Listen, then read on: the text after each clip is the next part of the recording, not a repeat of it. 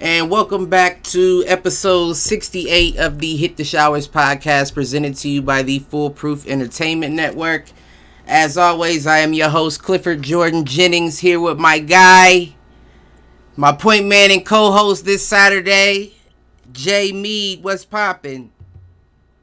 Not much, man. You seem a little confused sometimes when you bring it up. Yeah, man, because listen, it'd be different every week. You weren't involved in the beginning phases of it, but I've fucked up a lot by leaving us on mute or the mute button not unclicking, and we've lost some viewers, some fans, some episodes, all that. So now I make sure everything's right before I start my introduction. So if you see me looking off to the side, that's why that is. Fair enough. But got you. I would like to point out today at the start of the episode, I whooped your ass in pick'ems last week. Did you though? I did though. I don't know, man, because I don't even remember who I picked low key. I know you did. And I even listened to the episode a couple times, but I didn't take note of who I picked. Mm-hmm. I know there was a couple that I was like, oh man, I messed up on that one. That one was bad. I know I got Cleveland right. I told you Chicago was going to win. I know that those two were right. Yep. I didn't get the spread right on I haven't got because I said by 1 on Cleveland. Yeah, and you said by 6 with the Bears.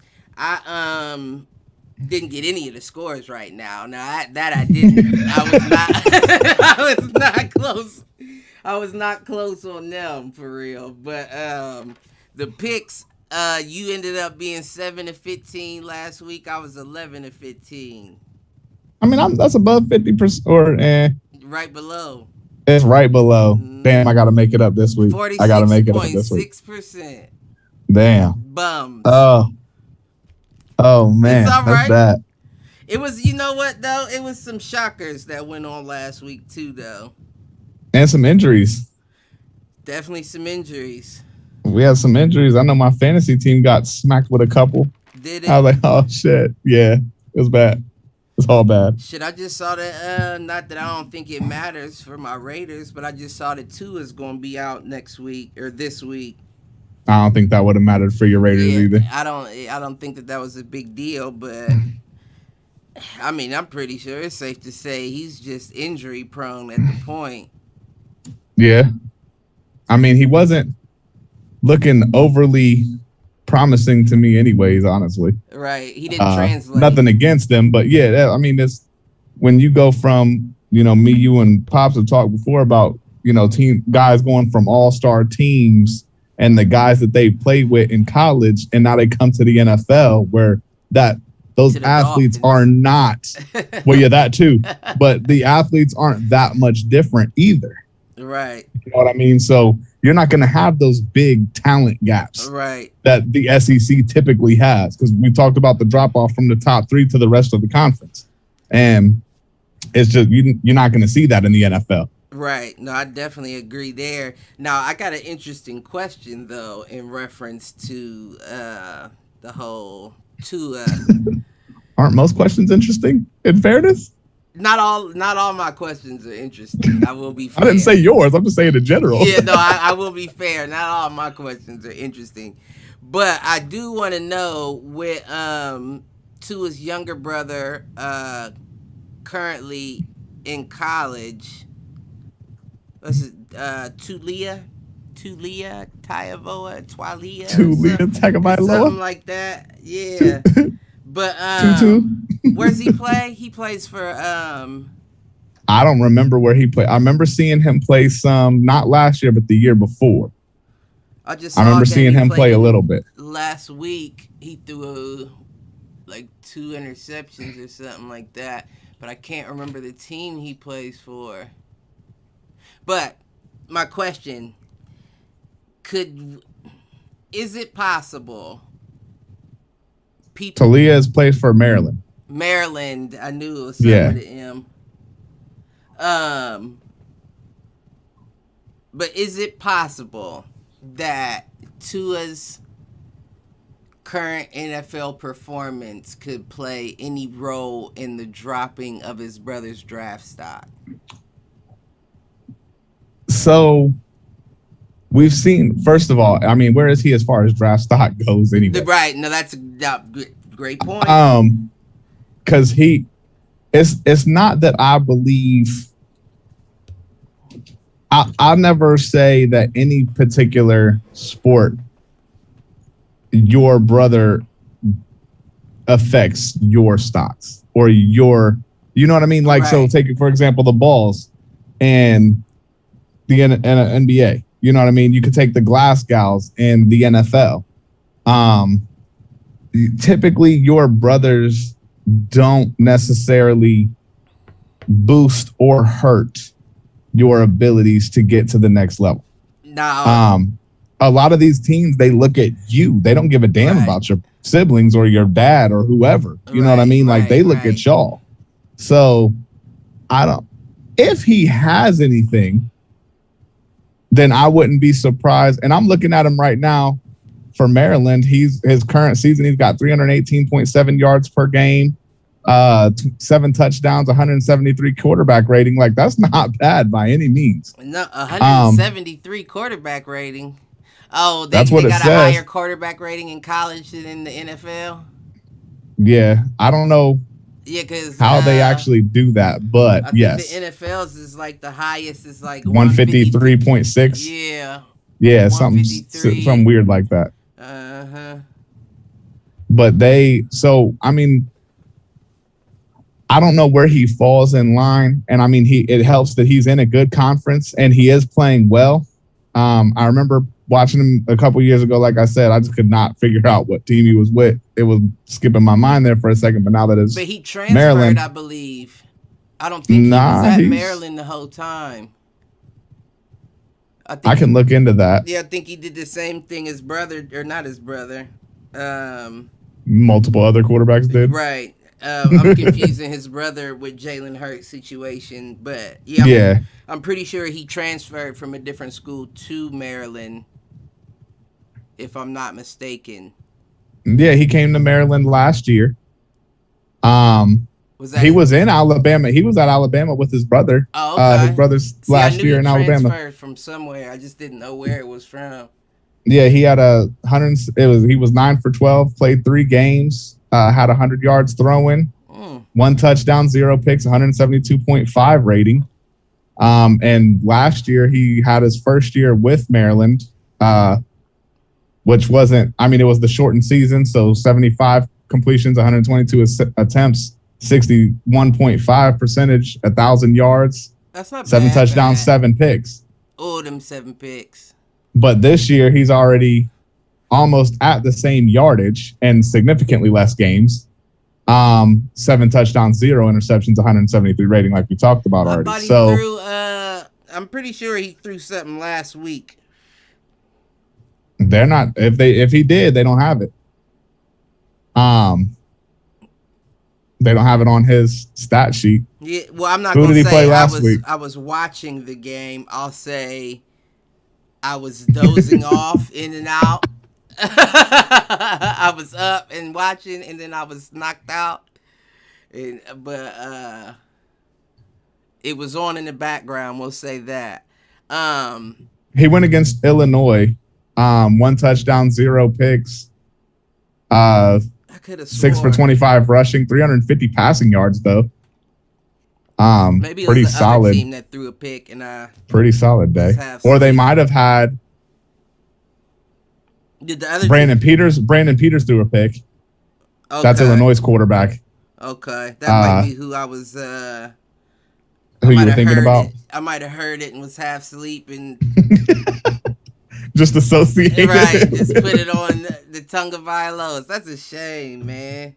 But I'm not. So answering your question, I don't know where we go as far as like this year's not. I think they've got Spencer Rattler's like the for sure number 1 quarterback right now. How many people are actually going to need a quarterback going into the draft is going to be a big question mark. I think we're still gonna have a lot of them. I don't think. I'm sorry. I don't mean to cut you off. I just don't think that we got out of the quarterback shortage that started at the beginning of last year. You know, it seemed like everybody was scrambling for one last year. Yeah, yeah. And that was, you've got the lack of, how do I put this nicely? I don't think everybody has their guy.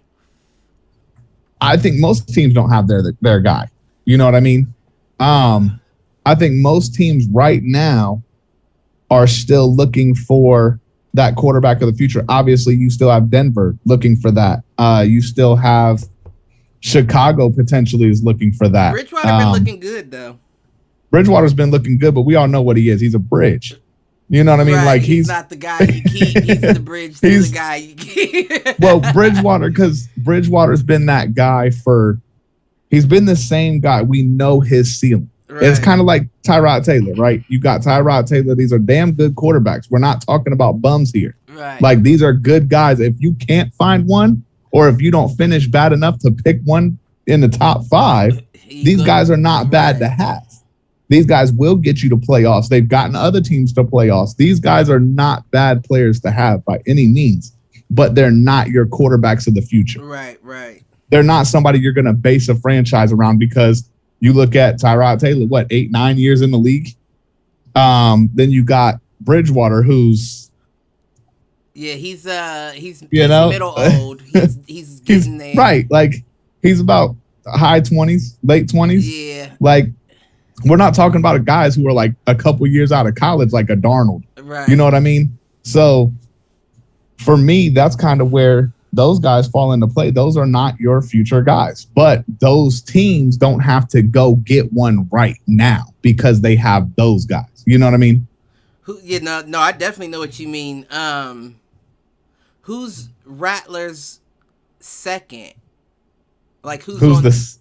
Yeah, do you know who's behind him as far as like who they're thinking the second best quarterback in the?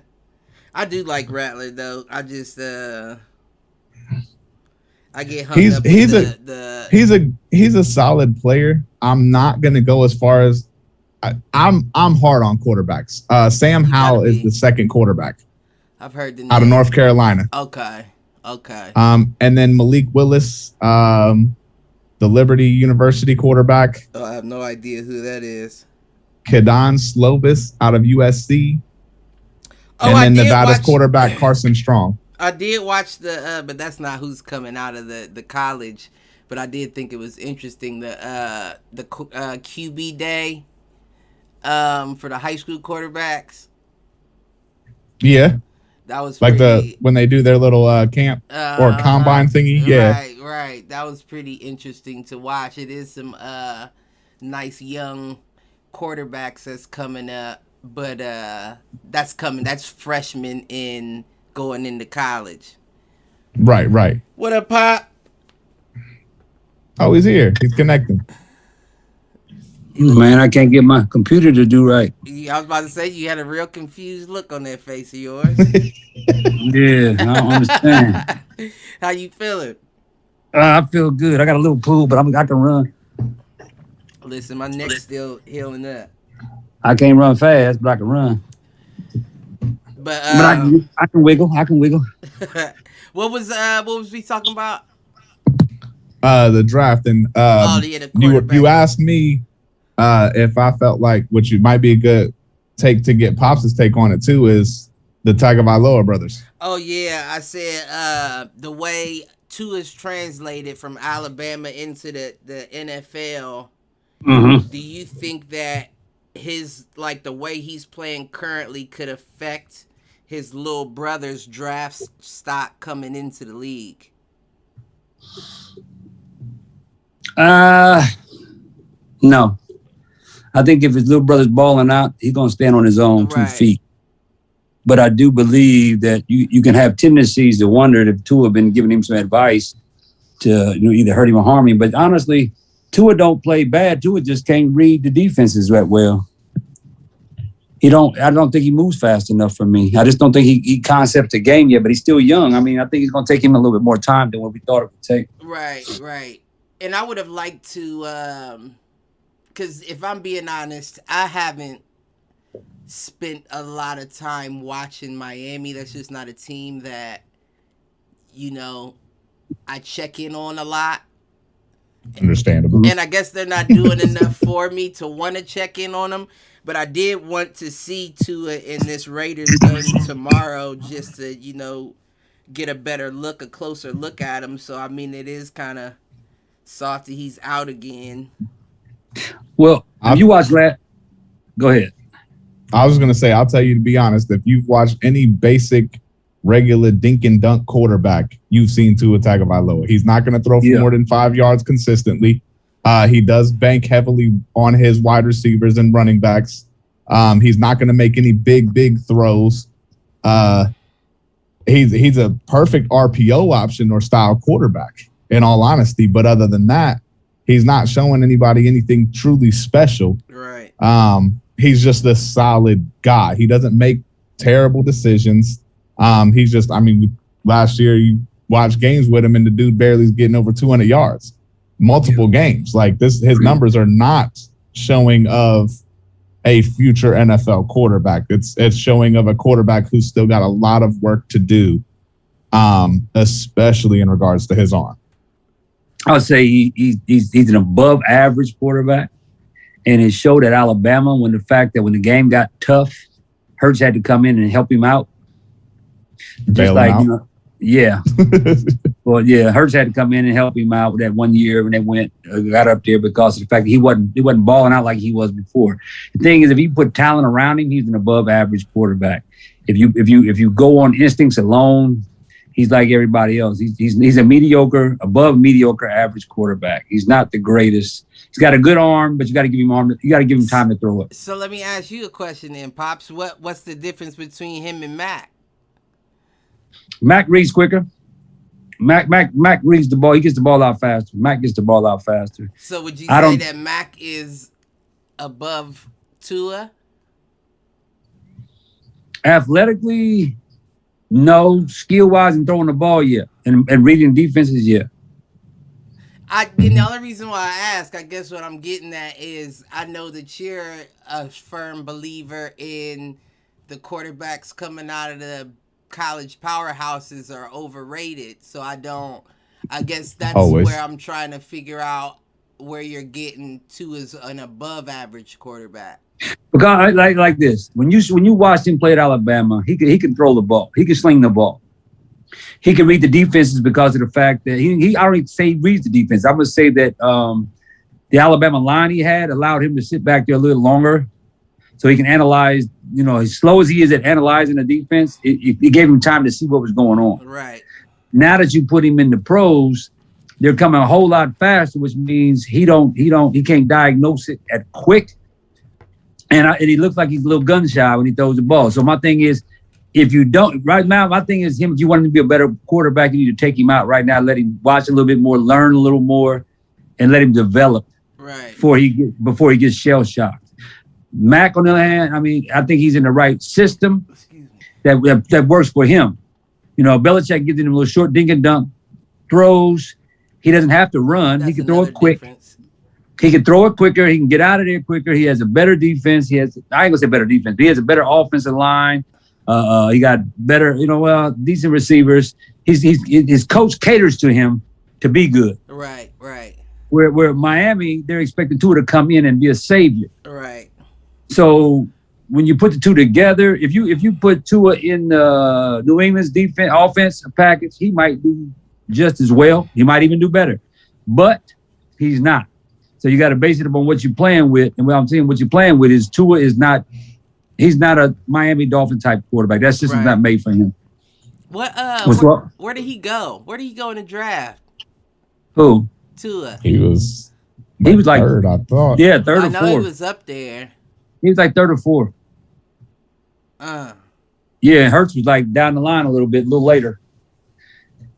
Second round, I believe. Yeah, I think you are right. But But see, the thing is, like I said, it's the system. If you let him sit out a little bit, he's, you're going to get him banged up. He don't have the same mentality. If you listen to Fields talk, he wants on the field. You listen to Field talk, he's saying he's ready. He's not nervous. The game ain't too big for him. It's actually too slow, he said. So he has a desire in his heart to want to be great. Tua plays with, I don't hear it. I hear him saying it's my team, but I don't see the leadership, the fire that he had at Alabama where he got up hollering and yelling. I think now he feels like a boy playing with grown men, and he's not stepping up to that same caliber of initiative. Right. Just like Lamar Jackson didn't jump out there his first year. Right. No, you're right. You are right about that. So you got to let him kind of. He's not the kind of guy that can take an offense and make it his own. The offense has to make that offense has to be catered to him. And to their defense, I couldn't even imagine how it would be to be a child expected to wrangle all those egos on offense. So I could see it taking you a year or two to feel comfortable or feel like you've done enough to start saying, get your shit together. Right, unless it's in your personality. Like I said, if it's in your personality, you can do so. Right. Look, Hurts took over. He's doing decent in Philly. He ain't doing great, but he's doing decent. Trey Lance I like the way he looks. Yeah, Trey Lance got a team that's catered for him. He ain't looking too bad when he plays. I think Fields, on the other hand, get me out of there, man. That's what I think it is. And I think Fields got the legs and the arm strength to make his work. So, from what I'm seeing so far, I like it. I think Wilson, on the other hand, getting his butt kicked because he ain't got Zach Wilson. Oh, yeah, he getting his man. You talk about he ain't got no offensive line. Yeah, he ain't got no offensive line. He ain't got nothing over there to help him, but he's trying. So I see if you give him some talent, I think he can turn the Jets around. I think if Fields does well, he might turn things around. Just like I said, your boy for Cincinnati, he came out. He got a little fire in his heart. He tried to make the team his own. He ain't look too bad, but he ain't really. I mean, he's not looking too bad. I'm gonna give you that. He ain't looking like the LSU great, but he ain't looking too bad. I mean, I know you ain't feeling it right now. What you mean right now? Did you not watch this man's last game? This dude is not good. There's nothing impressive about this man. I don't understand. I just feel like, baby, I don't know. He got a little growing to do himself. A little growing. He in year 2 throwing 3 touchdowns and 4 picks in the same game. I mean, they got to read. Hey, I'm going to tell you this. I'm going to remind you of this. Vinny Testaverde did the same thing. They called him colorblind because he was throwing the ball to everybody else. Yeah, but we've already seen that with Mr. 30 for 30 out there in New Orleans. Yeah, we got Hey, I just gave you my opinion. Famous Jameis. He go back to his old retarded. And I apologize. It was 2 touchdowns, 3 interceptions. 19 of 30, 207 yards. Burrow's not looking any kind of special. I don't know which was worse. I don't know if that stat was worse or the stat you gave him. I don't know which stat was worse. It's about the same, honestly. You said 3 touchdowns, 4 interceptions, but he actually got 2 touchdowns. 2 touchdowns, 3 interceptions. Yeah. So we take one away. Took one away from each category. Yeah. And that's like, what I'm saying. Not... Maybe the extra touchdown might have been better, but. Well, and I told you, what did I tell you at the last, when we did the pick'ems and stuff last week? I told you specifically that game was going to be ugly as long as Dalton was playing. And it was. Then he got hurt and Fields almost gave up the comeback. Like, there's only so much that he's not ready to play yet. Now, unfortunately, he has to be ready. He's about to be thrown into the fire because he has no other choice. Right. Chicago has no other choice. Right. So there's a certain point where you better grow up quick. Otherwise, this is what the Bears fans wanted, though. I'm not even going to say I feel bad for him because this is literally what his fans wanted. Right. This is what the Bears wanted out of him the whole time. I mean, but it's not. And it's not now bad you hear. For him. It's not bad. I mean, it's not good for the organization, but it's not bad for him to get out. It's not conducive to his future for health either. Why not? The Bears don't exactly have an award-winning offensive line right now. But you got legs. No. You got legs, and you talk about them a lot. Use them motherfuckers. And I hope he does, because that's the only thing that's going to make him look decent right now. This is any given His Sunday. Arm is not. This is any given Sunday happening in real life right now. But you're not wrong. Dalton got hurt. Fields coming in. If we see that man throwing up in the trash can before the start of week 3, he gonna go for 3 touchdowns. It's a wrap. And the Browns are gonna lose. And nope, they win. He's throwing 3 touchdowns just like Jamie. No, that's what I'm saying. You're gonna see him come out with a Willie Beeman video by week 7. If he really wants to test his NFL arm right now, Cleveland's a good team to do it against. Right. They're not going to make you pay a lot for it. Their defense is nothing to write home about right now. Cleveland's a good team to do it. They're not an immediate threat. They have a good pass rush, though. They do have a good pass rush. They do. Because Cincy got a nasty defense right now, which is kind of crazy to think about. But our DBs, Fields came in, threw a pick, 6 for 13, 90 yards or something like that. I think if y'all made a few improvements on your offensive line, you would be speaking a little differently about Burrows. Probably, but we could have made that improvement in the draft instead of picking up Jamar Chase. Well, that's not his fault. That's I'm not saying it is. I'm not saying it is. You know who I really blame for that? Who? Whoever in the organization keeps asking their star quarter or their future quarterback what he wants, and he keeps telling them LSU players. That's who I blame for that. So, yeah, I blame Burrow. I like Chase. Who? I think Chase is a good pick. Jamar Chase? Yeah. We'll see. We'll talk midway through the season when Burrow gets hurt again. Yeah, they could have got some offensive linemen. The second, third, and fourth picks, they could have got more offensive linemen. It was some good offensive linemen that went in the second. We got one in the third. Oh, really? Matter of fact, I think we got one in the second. Who'd you get? Hold on, I'll tell you. Hold on. And they should have got some free agents to help him out too. Who don't nobody want to come to Cincy? No, yeah. But it's a lot of players on their last leg that don't. Yeah, that will come. Right. But there's a lot of players on their last leg as far as linemen that know that they can go potentially get a ring somewhere else. We're not getting a guy like what's the dude from Washington that won it out last year? You said something about him last weekend. The tackle. He's like one of the best tackles in the Trent Williams. Oh, right. We're not going to get guys like that. We're going to get everybody's backups and bums that they decided to cut. That's who Cincy's going to get right now, unless you draft otherwise. Because a lot of these older cats don't like the Cincinnati direction right now, because we're moving to that RPO system, which does not benefit anybody. It's a small market. Yes, indeed. And you're not going to get paid. And it's a small market whose fans don't make that much noise either. No, because we don't steal the stands for shit. Cincy still has a problem selling tickets. Oh, is that right? Yeah. Yeah, because I was about to say, even Cleveland and them, you see their fans show up. You know when Cleveland's involved, whether good But or the bad. dog pound has always been different. We got a second-round pick, Jackson Carman, offensive tackle out of Clemson. I don't think I know him directly. No one knows him except Clemson people. Yeah, I don't know him. But I tell you what, if Cincinnati would have sold a ticket to me, if the Raiders would have played there this year. Listen, I'd have went. I'd have went. That's the problem. We usually get other teams showing up. Right. Yeah, that's the problem. That's San Diego Chargers and the Rams problem now. We play Cleveland this year in Cleveland, but it's going to be cold as hell. It's cold, and they already got the tickets sold out. Oh, do they? Yeah, you can get some scalper tickets, though. Or them $1,000 tickets I ain't paying for. Nah.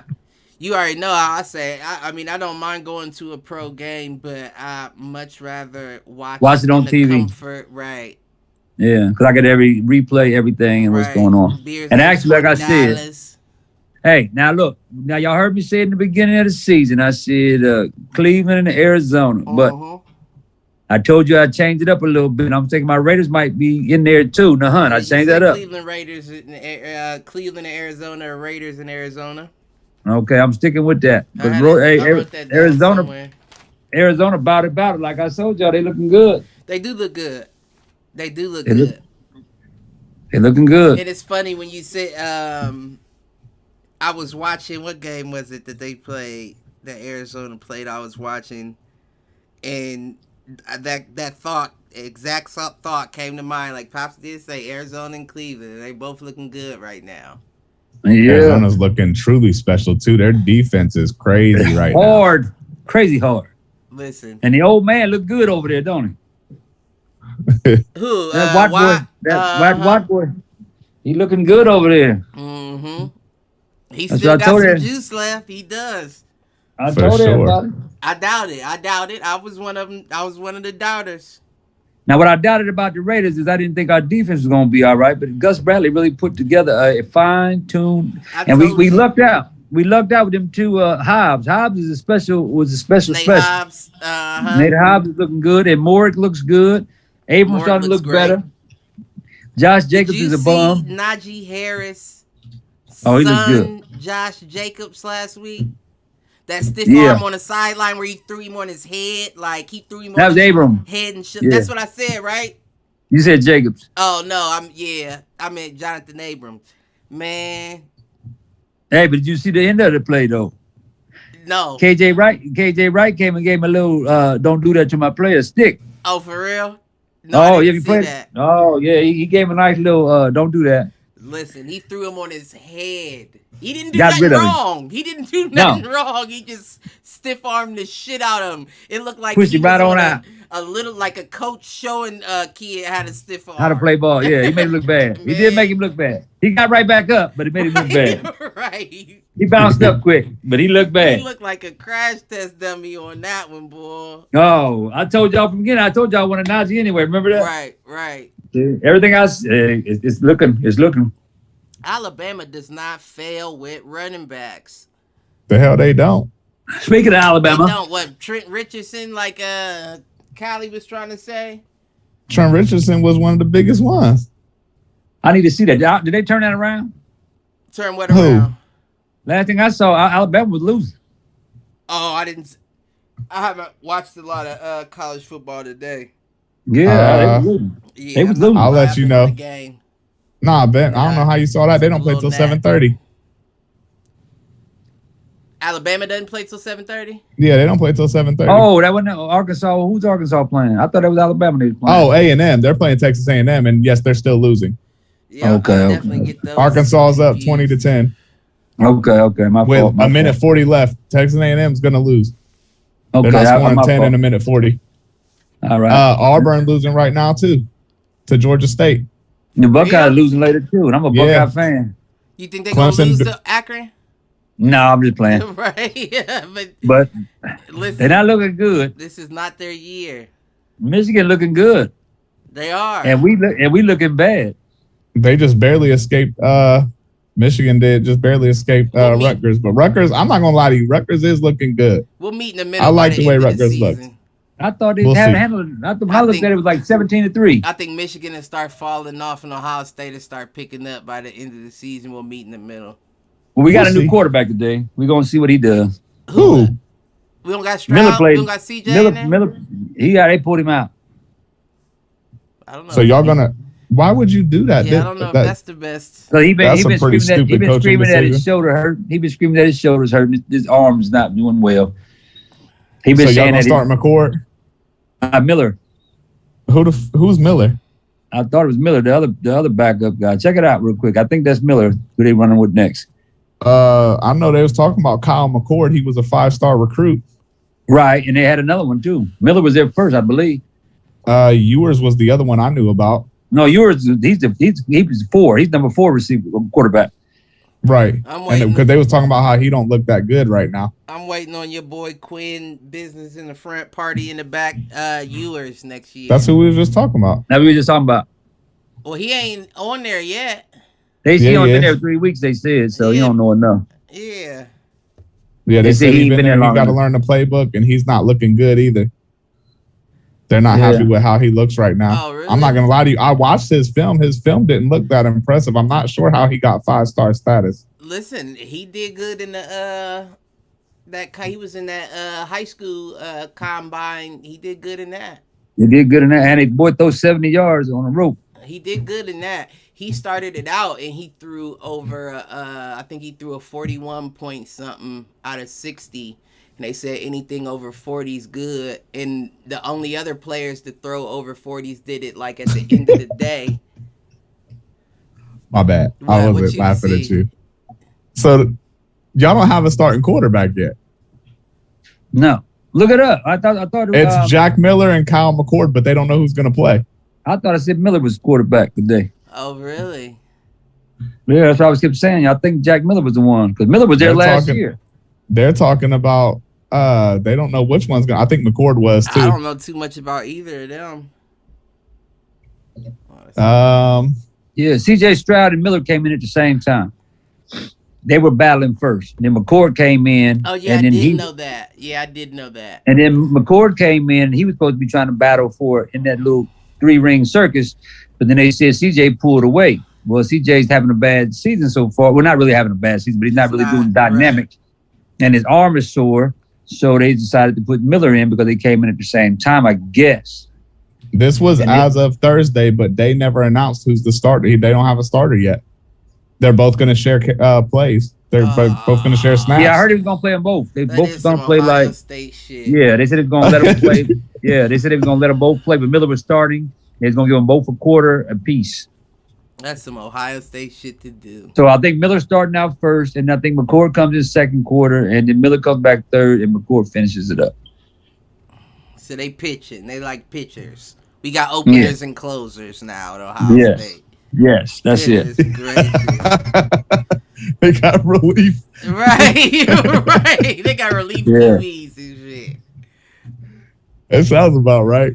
Not a wide receivers. Didn't they do that? Wide receivers aren't exceptional enough to where you could just be juggling quarterbacks. Hey, I'm not gonna lie to you. You know, we was talking about the draft and stuff, and so one of the top 10 picks right now, as far as the draft board, is Garrett Wilson. Now, Garrett Wilson has been looking mighty impressive this year. One of the things I was surprised about was how. I don't know what happened to him or if something has changed in the way that he was working and stuff like that. But your one boy not looking that impressive no more. Who? The dude who was really nice a couple years ago, caught a couple big touchdown passes from in the Michigan game from Haskins. The hell was his name? He was supposed to be your number one this year. I think I know who you talking about.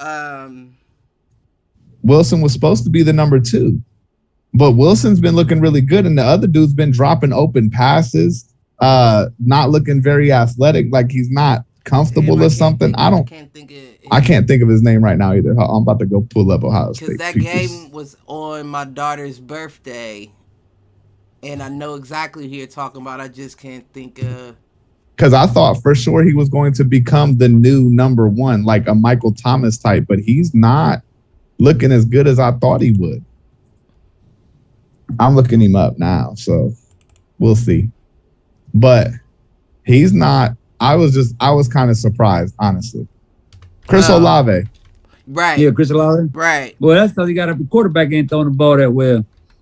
I mean, I really like the way Wilson's been looking, and Smith and Jigba. Them two have been looking real nice. But Chris Olave was supposed to take it as the clear-cut number 1, and he is not a number 1. It's I don't know. Maybe it's just me. I mean that's my point. Like I know Ohio. Now that's one thing that they do try to take pride in. I will give them that, is they try to take pride in their wide receivers. Yeah, they're skill guys in general. Right. We usually have. I wouldn't say skill guys in general because usually running backs and receivers are pretty strong. Are included in skill positions. Well, I'm talking offensive skill. Okay, that makes sense. Yeah, offensive skill guys. Yeah, and I can agree with that, but I don't think they're good enough, especially this year, for you to be juggling quarterbacks. Like that changes the way you catch the ball. A different quarterback throwing it. You know what I mean? Well, and that's where, assuming, so my question is going to be for Ryan Day, who I'm sure listens to us. What is the point in changing your quarterback at this point? You got a guy who's throwing 62.4%, 963 yards, 8 touchdowns, 3 picks, and he's been sacked 4 times. He's got a rating of 162.7. What's the point? I mean, he's not playing his bad. Arm is sore or hurt. I get that, but is this where we're gonna start to see somebody else take over? Because those aren't exactly right. Those aren't numbers that you can just scoff at. Like, it's not bad numbers. They're not terrible numbers. I mean, it's typical Ohio State, as far as throw the ball short to a receiver, let him go to work. Haskins made a career off of that, throwing it to Paris Campbell. Fields made a career off of it, throwing it to Wilson and the other dude. But I'm not seeing a lot with Stroud that I'm like, you know what? I like the kid. Honestly, I personally like him. I don't know if this is a move that you guys are going to move away from. I don't know that's not smart. Giving up on a guy this early is not smart. No, I don't think it is a give up thing. Yeah, I don't think I look at it as a give up thing, but because amongst the fan base, he's not liked very much. I like him, but I think it's a situation where the media hype is getting to the fans as well as the organization, where it's like, okay, we're starting to get recruits, like good recruits coming in, and it's like, leave it in the oven for longer, like, but you one of those people. Oh shit, you got a twin? I had to get Oh, that's an echo like crazy. I gotta get it off. Hang on, I'm trying to get a bit of it. There we go. There, yeah. You had a twin there for a second. Yeah, I'm trying to get this. I had to get it. I had to get off my phone. I needed my phone. But yeah, nah, I think we're in that situation where the media hype, where it's like, okay, we're getting good recruits, and the motherfucker that you can't leave a cookie alone. Like, you want to break a piece off before it's done in the oven, like, and then it starts, like, leave it alone, let it cook before. And now because you have so many different names, you're like, should we go with, or should we give this dude a shot, or should we? And you need to just cool out and leave it be, stick with what you know. So where do you see, for example, where this might be? Because a lot of people don't realize this was the downfall for Michigan.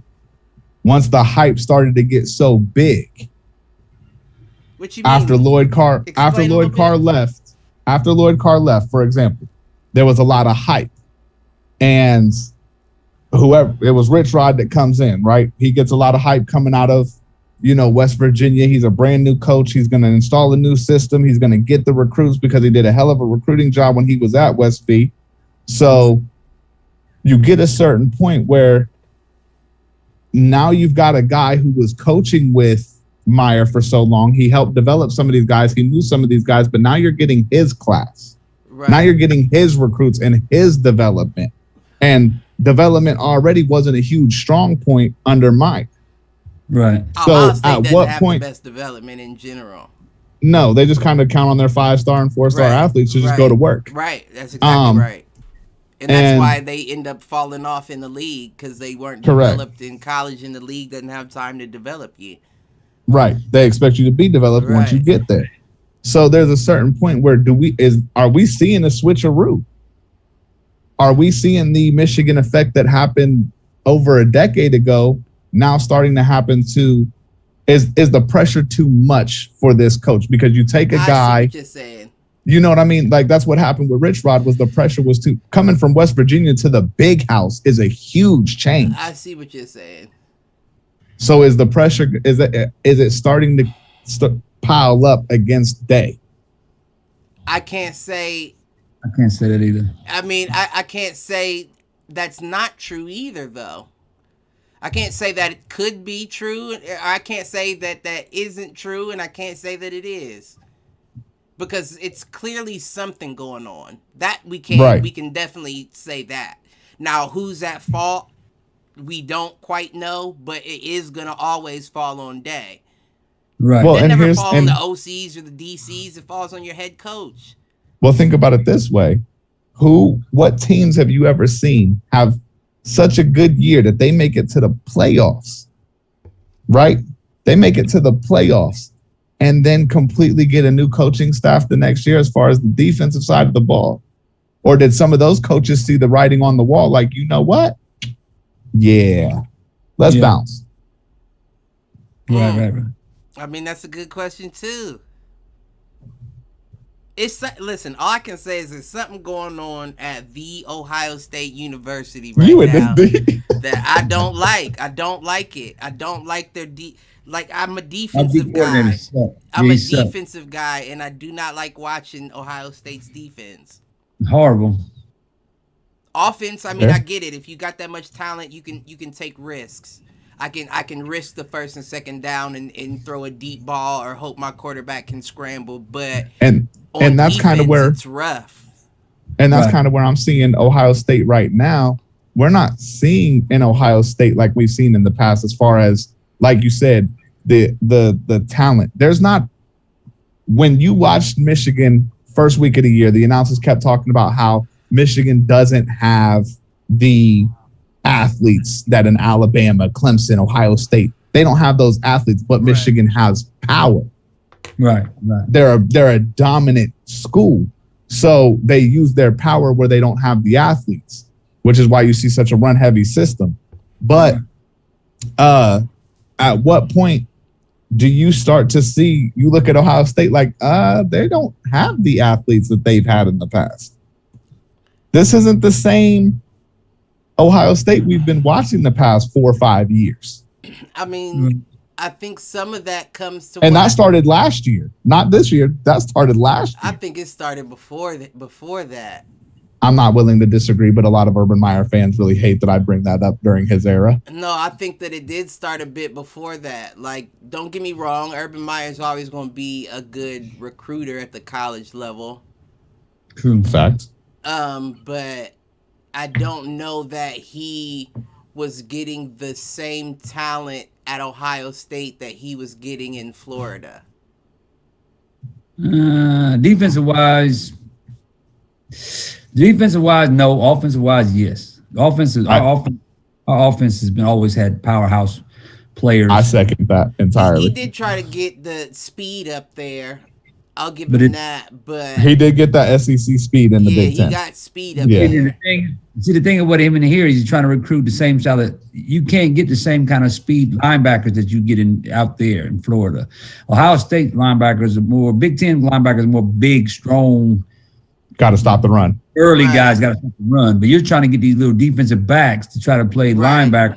Ohio State linebackers suck every year, but now next year, Dave's got some good linebackers that are coming in, and Gabe Powers and I can't remember the other guy's names. 2 5-star linebackers coming in next year, so you upgrade.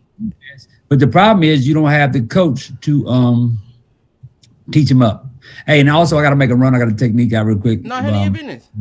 But I'm gonna say this: my hit the showers is Richie Incognito and John Gruden and Mike Mayock for knowing that this man had a problem last year, didn't play a whole season last year. Now he's hurt again, and you didn't even try to prepare just in case this guy got hurt, and now we're struggling on the offensive line. And that's the only thing that's hurting the Raiders right now. They have a horrible offensive line, and then you take your first pick being Alex Leatherwood, and you're trying to push him out there too soon when he wasn't, and you're making him look bad already. Colton Miller had a problem the first year, so y'all should have learned from Colton Miller that Alex Leatherwood is going to take time as well. Your offensive lineman going up against the big boys. It's not again. So some guys can do it, some guys can't. I guess that's why Derek Carr back there looking like Happy Feet in that silver and black. Yeah, because he ain't got no line. His line is horrible right now. They said our center, the James guy, they said he's horrible. So we're looking for a center, and we're looking for. I thought that was the dude that they liked. They liked him, but they said they gave him money too fast. They never seen him play. And the boy ain't looking good. So that's the Raider way too. That's why I say hit the showers to them too, because you're not covering up your main characters. Like you let Josh Jacob come in, he hurt again. Every year this boy hurt. I say fire Deuce Gruden, the strength trainer, John Gruden's son. He's not good. He's not good. And on that one, love you guys. I will talk to y'all in a minute. Peace. Yeah, love you too, Pop. Well, that was quick. Did he not go? I don't know what's going on. Oh. He gave the old school newscast drop the camera exit. We're watching his pocket right now. That's what I'm about to say. He probably got it in his pocket. Oh man. Oh shit. Where were we? That's funny. Talking Ohio State, really. No, after this, we about to transition into some next week pick'ems. I mean, I want to do something before we do that real quick. So I saw a post on Facebook that I thought was rather interesting. Okay. And since we're a sports show, I thought this was a nice little spot to bring it up in. There his pocket went. His pocket's gone now. So the post said something along the lines of Brandon Jennings saying, had it not been for his injury, he would have been in the NBA. Yeah. Okay. He would have been an all-star. I think so. You think so? I think so. Mr. Can't play defense, Jennings? No, I think he was on his way, especially his first couple years. I think the injury played a part in his defensive downfall too. I think when he first came out, he had a little bit of D to him. He was a lot more aggressive than when he came back after the injury. See, but it's weird because like you see players get those injuries, right? And you see them come back more aggressive on defense, but not as aggressive on offense. Yeah, so it's kind of weird that he would take that route. Right, that is interesting. But yeah, no, I do think that he was on a trajectory towards an all-star level career beforehand. Okay. But I thought that was an interesting take from him, honestly. Yeah, no, I don't think that's delusional by any means. It's not delusional. I don't think it's delusional. It's definitely a debatable topic. He definitely was. I can see why people would say he was a solid player, but right. I think because I'm leaning more towards the no. I'm not gonna lie to you. I'm leaning more towards the no. But it's not like a hell no or nothing like it's like a probably not. You know what I mean? Like when he first came out, and I don't mean because who I'm about to compare him to is just downright disrespectful to the person I'm comparing him to.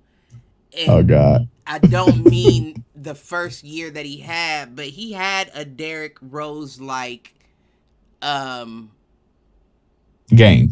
Not even game, but like a Derrick Rose like a moment in the NBA. Where it wasn't his first year, but it was towards the end of his first year going into that second year. It was like, oh shit, like this motherfucker really doing something. And it definitely felt he's like a Brandon Roy. But Brandon Roy, people, I'm kind of happy you brought him up because people forgot about Roy. I think he did make the All-Star team once. Who, Jennings or Roy? Roy. I think Jennings did too. Before the pre-injury. But with Brandon Roy, there was a lot of hype. Like Brandon Roy, people forgot when he first came into the NBA, this dude was supposed to be like the next coming of Michael Jordan type. He was good though. It was him. It was Grant Hill had that same hype. Both of them had the injuries. T-Mac's one of the only ones that I could probably say was great even after the injury. But the injury stopped him because we may not be talking, let's be real, we may not be talking about a Jordan LeBron if T-Mac never got hurt. T-Mac was something. Like that dude was special. Very special. I wasn't the biggest fan, but I was at the same time I wasn't a hater. Right. Yeah, he was T-Mac was definitely something. That's where I think, and you still got guys like Sean Livingston who had his big injuries. He never really came back the same, but that's one of those guys that came back harder on defense. Right. Yeah, he did end up getting a ring. On defense. I did mention Grant Hill already. He was the number one pick. I don't know. Who? Sean Livingston. Wasn't Hill too? Yeah, I think Hill was too. I think Grant Hill was too. I think Hill But was. I Brandon don't know Roy that for a wasn't, fact, was but he? I don't think he was the number one pick. I can find out real quick, like for I us. want to say he was like 2 or 3. Brandon Roy was. Oh wait, 6th. Oh, okay. I knew it. I knew he wasn't. He wasn't number 1 though. Yeah, no, I didn't know where I he didn't know he was was for 6 sure. though. Yeah. Oh, Grant Hill was 3rd overall in '94. Yeah, Grant Hill was 3rd overall, so he wasn't even number 1. That's back there. I wasn't even seen. I was 8 years old. I would listen. I'm not. That's highlight memory. I was, shit. How old was I? 5, 6. Yeah, I was 8 6. years old. I was 6 years old. That's crazy. It's crazy to think about, like some of the players that you got to see play, like the Vince Carters, right, and the Allen Iversons and guys like that, and you're like, damn. Oh, Sean Livingston was the 4th overall pick too, by the way. 4th? Yeah. Oh, my memory's all fucked up today, ain't it? Hey, mine is too. Trust me, because I was thinking he was first. I thought he was 1st overall too, because he had a lot of hype coming out. Oh, that was the Dwight Howard draft. Dwight Howard went first. Okay. Yeah, and then Emeka Okafor, Ben Gordon, and Sean Livingston. Right. I wasn't thinking of the year then. I could have swore he was. Listen. I thought he was too. I was with you there for a second. I'm like, yeah, he was. And then I'm like, wait a minute, because when I realized he was drafted in 04, I was like, hold on, wait, that doesn't sound like he could be number 1 then. Right. I wasn't thinking of the year. Because that was the year after LeBron and Melo and Dwayne Wade. But yeah, no, I definitely think that I think Brandon Jennings would have had an all-star career if he wouldn't have got hurt. But I mean, I like Jennings' game. I remember watching Jennings in college, and I remember thinking he's going to do some things in the NBA. Didn't have him as one of those like, oh yeah, he's going to be in the Hall of Fame, but like he definitely could have been a star. Yeah, no. But I don't know. That's a good take. It might be considered a hot take by some, but that's a good take. That is a good take. Brandon Jennings, that'd be a good debate too, if we could find anybody who really would go against it. Yeah, I would. Because he was definitely on track to become a really, really good player in the league. But I guess the argument could be, was he healthy long enough for us to see the real Jennings? Right. You know what I mean? Like he could have just had a hot season and a half, 2 seasons, but over the length of a career, you may fall towards the middle of the pack. Right. Nah, correct me if I'm wrong. Isn't Brandon Jennings the one that ended up on a bunch of people's crossover highlight reels? Wasn't he the one that fell twice to Kyrie in the same game? Oh, yeah. No, I do think he's definitely got dropped a few times. Yeah, I definitely remember him getting dropped a few times. I thought you meant like him like being the one crossing people over. No, don't get me wrong. He had mean handles. Yeah, he did have he did have some mean handles. Couldn't finish to save his life most of the time. And then his defense was very lacking. Like you said, he got dropped a few times. He ended up on a bunch of people's ankle breaker highlights. I do remember seeing him get dropped.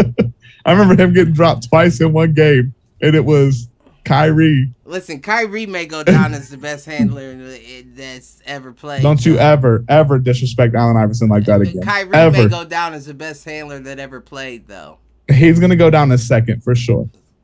Kyrie may go down as the best handler that ever played. See, I feel like Allen Iverson, you give him that because he's a legend, and moments in his career, like the Jordan crossover moment and the Tyronn Lue crossover step back 3 walk over him shit. And, like, but that's the point, is he had those moments. Kyrie's never had. What? Kyrie keeps the. When has he ever had the moments where you could sit back and be like, yo, damn, he really just crossed him? He crossed him, not Tyronn Lue. Tyronn Lue was a bump. Type in Kyrie crossover highlights in YouTube. Oh, it's like 2 parts, 10 minutes each part.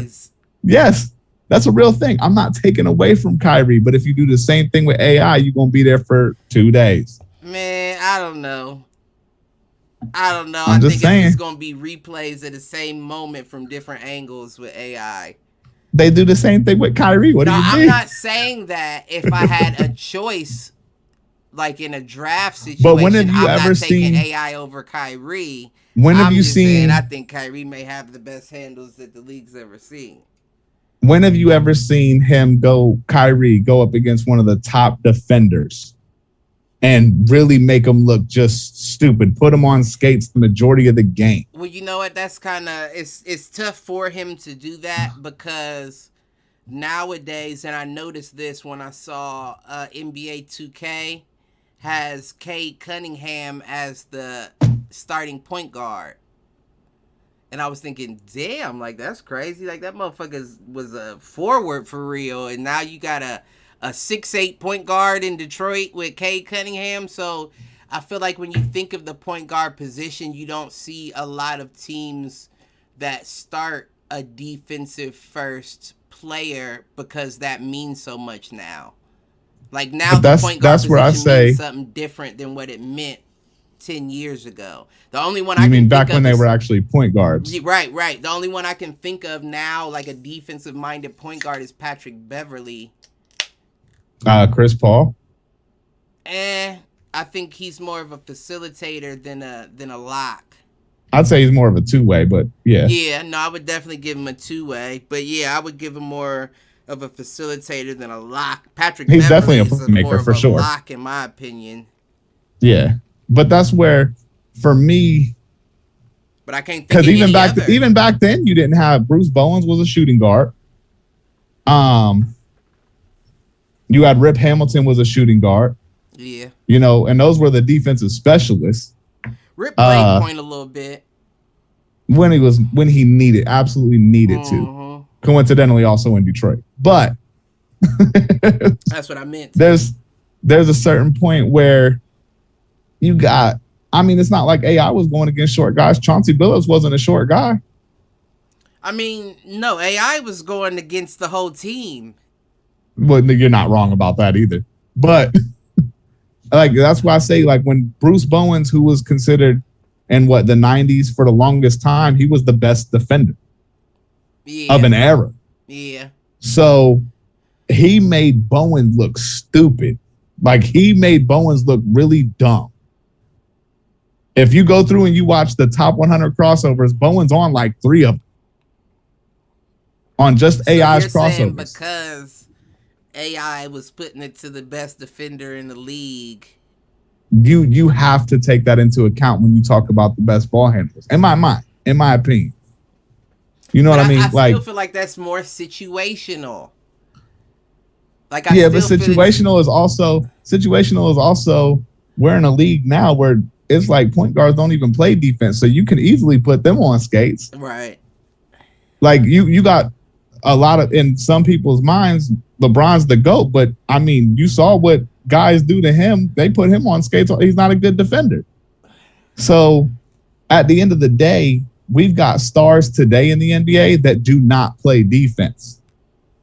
Back then, there were stars that actually and Allen Iverson definitely held his own, more than held his own on defense. He played defense. So there's a certain point where I still got to give that to the guy who did what he did in the era he did it. Man, but we talking about dribbling. You put You're not defense wrong. And everything into No, that's what I'm saying. That was an era known for its defense, yes or no? Oh, right, the 90s. Right. I see how you're I'm going to give it to the guy who did what he did in that era. Right. And not only that, you also had the hand checks. You also had Kyrie Irving gets touched now, and it's a penalty. I watched in the finals that Cleveland won, I watched him get his pocket picked clean by Steph Curry, and then they called a foul on it. So I'm like, there's a certain point where those differences, the differences in the eras, the differences in the eras does play a part for me in that regard. Kyrie beat Steph Curry out all around in that series. For the most part, yes. But I saw him get his pocket picked clean because he tried to do this hesitation to the right. Steph Curry picked the... It was mean. It was situational fan. You be watching situations and stick to the situation, but don't view the entirety. What I wanted.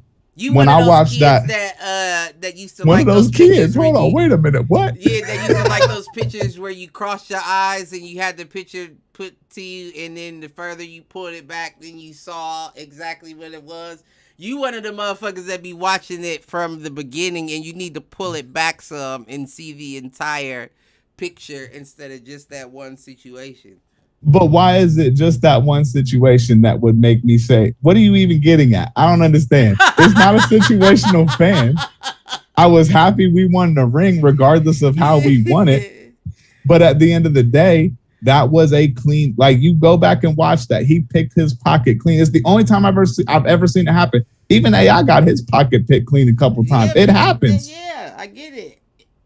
It's like even the best of defenders are still going to get dropped every now and then. That happens. You know what I mean? Like it's not outside the realm of possibility for guys like that to have mishaps. Right. And that just happened to be one of his only mishaps. Now, me personally, I'll never say that he's the best ball handler. What I will give Kyrie credit for is nobody finishes like he finishes. No one. Right. No, I'll give him that too. But I think that the ball handling is what sets him up to be able to do that. Look, I don't care how good of a ball handler you are. When you're shooting 2 inches from the floor, it has nothing to do with your dribbling ability. When you're what? Shooting what? When you're shooting 2 inches from the floor. You know which one of that circus shot he made when he was falling and had to flip it backwards. He just high. He nice. He just nice. That's just it. He nice. You can't knock him. He's just nice. I'm not knocking him. Don't think I'm knocking him. I think he is the second best. Knocking him. I think he's the second. Like there's AI for me, and then there's him, and then there's a huge drop off after Kyrie Irving. No, I agree huge with that. drop off. I agree with that, but no, I will put your boy Molly in there. Who? I will put Jamal up there. Jamal Crawford. I will put him up there as one of the best handlers. Yes, I could see that. He does have the ball on a string, and I mean a vicious string, a pure control string. It's not like when people are like, "Oh, Russell Westbrook's a good ball handler." No, he's really not. He's terrible. He's out of control. It's insane. Yeah. Like John Wall was not a good ball handler. He's just insanely fast. He's going to beat you off the dribble because of that first step. Now, De'Aaron Fox, on the other hand, has more I haven't watched a lot of Fox. He has more control, and he's just as fast. I haven't watched a lot of Fox. I think Colin Sexton's up there, too. He has a little bit of control, and he's pretty fast with that ball. I'm not putting Colin up there with Kyrie and... No. And that's not what I was doing. Or Jamal Crawford. Yeah. I was just saying when you say like somebody like Russell who has speed or Wall but doesn't really control it, those would be my counters. Come to mind, they have speed and they can keep that ball together while they move that quick. I got you. Yeah, they do have a lot of because that's where the ball handling argument comes into play for a lot of people too. Are we talking about ball security and control, or are we just talking about the ability to? Because Steph Curry to me is not actually a good ball handler. He's a really good panic dribbler. Right. Like his instincts are insane. Like the one time that he dropped Chris Paul, it was the most wicked. It was the most wicked panic dribble I've ever seen him. He just turned around. Chris Paul was right there, and he brought it back behind his back. And Chris Paul just happened to went to reach for it. Like, that's a good assessment. That is that. I think I see exactly what you're saying. That's where is this the first time we talked about NBA? I think this is the first time we've touched on NBA. It might be, yeah. At least since I've been here. Football season. Yeah. But yeah, get off my nigga Brandon Jennings. Ain't nobody on it. What do you mean? Moral of the story. Yeah, you thought I forgot. Yeah, wrap that all the way back. Get off my nigga Brandon Jennings. I don't mind him. Let him dream. He's like right there for me. He was right there as far as star status. It was the injury that in my mind just put him, you know what I mean, just slightly. He peaked right before he got star. You know what I mean? I got delusional stories like that. Let us have them. You feel me? The delusions of grandeur. If I didn't get shot, I'd be professional boxing. Yeah, I got stories. Oh my God. Could have been and would have been are two different things. Understand that, Brandon and Clifford Jordan Jennings. You notice Ohio State game came on too, right? Oh, it did? Yeah, it's on right now. Yeah, that's what we about to do. We about to whoever this quarterback is not looking too great. It's not the Miller dude. It's number 6. I'm not sure which one it is. I couldn't tell you. He's a white dude. He looked like a Jack Miller. He just threw a screen pass 2-3 yards behind Olave. I almost spit this beer everywhere. It's McCord. It's Kyle McCord. Okay. Yeah, he threw a screen pass like 2-3 yards behind Olave, and it went out of bounds. Yeah, the coach on the sideline. I don't think you understand, man. That was actually a loss of yards because it's behind the. I had a question for you too, and I can't remember. That shit left me that quick. Was it basketball related? Nah, I think it was about the game. Nah, oh well. You need me to give you updates? Yeah, I'm sure you are gonna keep me updated, especially if Kyle McCord sucks. That's the update. Akron does something great, or Ohio State does anything wrong. I'm sure. 3rd and 16. 3rd and 16. Kyle McCord threw a ball like 3 yards above the head of the receiver, which I believe was Smith and Jigba. Well, ugly. Derek Carr used to do that last season all day, so I can't be mad at him for that. Whew. This is why they needed to stick with somebody, though. Having guys split time, that's not a smart move. Right. No, and that's not at all a smart move. Each quarterback spins the ball different, which affects the way the receiver grips it. And if they keep switching receivers, that wide receiver has to focus on pulling that ball into completion, where before it was just muscle memory and go. Right. And there's no chemistry. There's nothing. You have to acknowledge each quarterback's throw. That shit is different. Yeah. I mean, you see that with, watching guys like AJ Green when they had Dalton compared to when they had Burrow. Right. Like, he got used to Dalton over, his whole career. Right. And then he gets Burrow, and other than Burrow not being able to hit the broadside of the barn when he's throwing at Green, the couple of times when he would hit target, it was different for Green. It was a different. What gets me the most, especially playing flag, is the quarterbacks where you see the ball either points down or it points up. Yeah. Have you ever noticed that? Like where you'll see a quarterback and every time they throw the ball, seems like it's going towards the ground, but it'll hit you.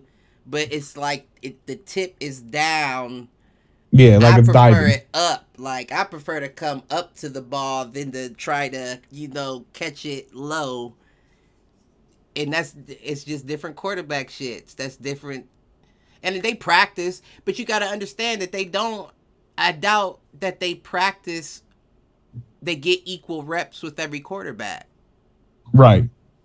True. And that's a lot to put on a receiver too. Like, let me feel this man's pass. Let me see what kind of pressure he puts behind it. I want to know everything before you put me in a game-winning situation.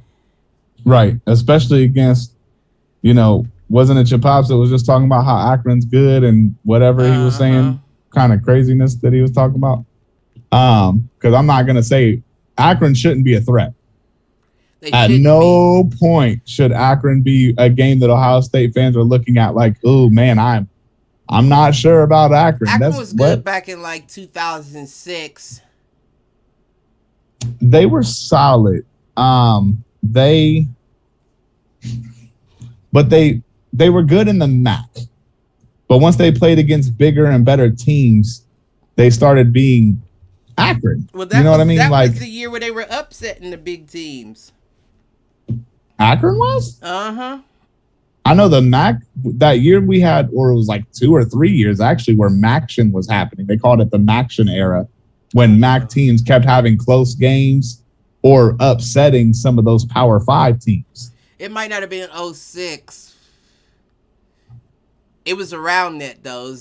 I would say that 06 to 08 gap. one of them years Akron was something. Got you. Because I they definitely had a couple good years for sure. And they had a but quarterback. I like the MAC anyway, because the MAC usually has some teams that are like, where the hell did this team come from? Like you got your Western Michigans, Akrons, Ohio University is not really much of anything usually. No. And I think Miami is also in the MAC, and they're not usually much anything. There's a couple MAC schools though that every now and then that you'll see that you're like, wait, what? Where the hell did this team come from? Right.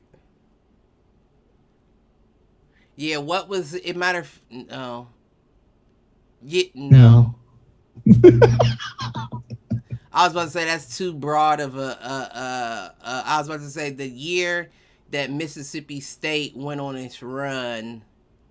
With Dak? No. It was before him. Mississippi State went on a run before Dak? Uh-huh. You sure you're not thinking of Ole Miss? Nope. It was Mississippi State Bulldogs. Huh. That year, though, was when the Akron quarterback just ran for like 14 yards on y'all up the middle. Oh, for real? Yeah, y'all I was just about to say that. That's why you caught. I don't know if you saw me. I started nodding when you said the Akron quarterback because I was just about to say they had a mean ass quarterback at Akron, and he was even in the NCAA college football game, the last one they made before all that shit happened. He was in that bitch, and he was a dog. Oh, in 14? Was that 14? Yeah, that was 14. Oh, then I'm late. Then that's late. Then that wasn't. That's not the same one. It's not the same. I was gonna say 14 was NCAA 14 was the last game made. Then it wasn't the last one I'm thinking of. Then I still got it on 360. Do you? I do. You got an Xbox 360? No, I have an Xbox One. You know, it's backward compatible though. Oh, okay. I see what you're saying. I sit here rocking the 360 like I'm just. I'm gonna jump in the live. I'm gonna jump in the live party with you, but I'm gonna be on 360. I got one. It's in my daughter's room. I forgot about that. Oh my gosh, that would be some shit. Yep, that's her DVD player. I did that for a while until I finally got the Red Ring of Death like 6 years later. My daughter was like, "Daddy, it won't turn back on." I'm like, "Oh, listen." My shit true, baby. But okay, we at 120 on the dot. Let's get into some of these pick'ems, and we gonna have you give us some fucking updates like you do. So you want updates while we do pick'ems? Yep. Update is this Akron quarterback DJ Irons actually looked really nice. For real? Yeah, I'm not gonna lie to you, he's looking nice. I don't know if it's a testament to how bad your defense is or if he's really just that good. Well, I mean, I feel like even if our defense is that bad, you got to get a young boy some props because you're on the big stage with him, you know? Right. And you're not. And this is at Ohio State too. Right, so right. And you're not curring up to how big they are. I respect that. Right. Okay, let's see. Who we got week 3? I know who we got, and I know I'm picking us. Oh, good hit, number 3. Mitchell. That's a good hit. Like that.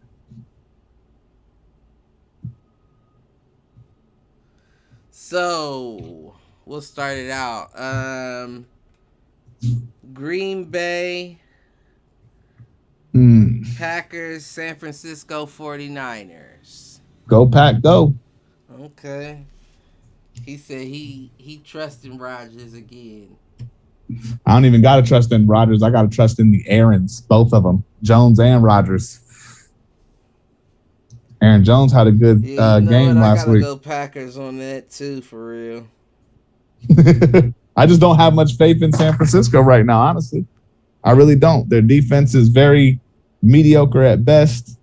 Their offense doesn't have a quarterback right now, and they can't seem to get anything really going really with the running. So I don't know. I don't like how they. I mean, I can see him hanging in there, but yeah, I don't think I can see him beating. That's where I'm at right now, yeah. Because Green Bay doesn't exactly have a spectacular defense either. So that used to be a mean rivalry. Green Bay, San Fran.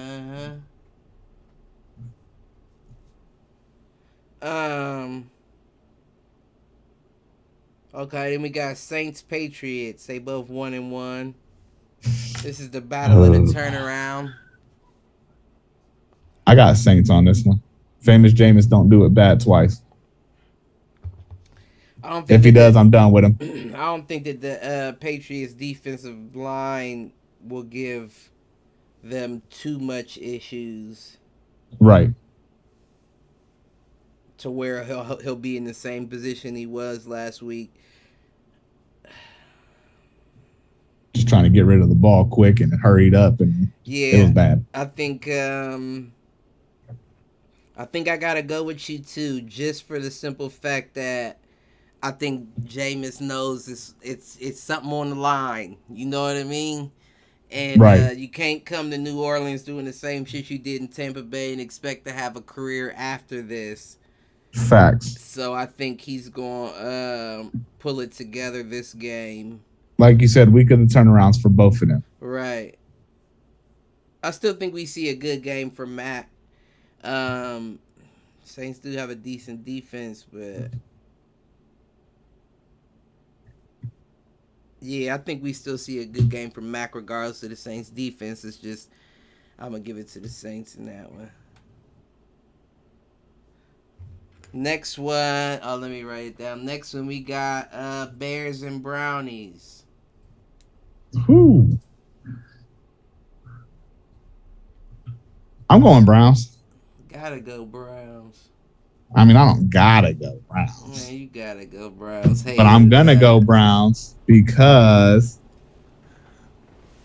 at the end of the day, I'm looking at a Bears team that is not looking overly great with their new quarterback currently. Oh, yeah, and I keep forgetting Dalton's out. Yeah. Yeah, that's back against the wall. You don't have your security blanket anymore. Before, you know, if you fucked up, he can come in and clean it up for you. Correct. Yeah, nah. And that's kind of where I am right now. They don't have Dalton, the experienced Dalton, the guy that's been knowing what he's been doing for years now. Right. You know what I mean? They don't have that guy no more. So I gotta go. I'm sure he'll be in his headset though. I hope so, but there's certain things that you can't teach through a headset.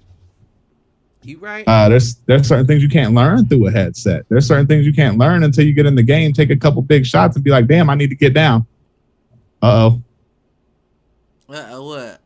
Akron just got a first down. First down on the first and goal on the 4-yard line. Like it was a break. Like he was on a break.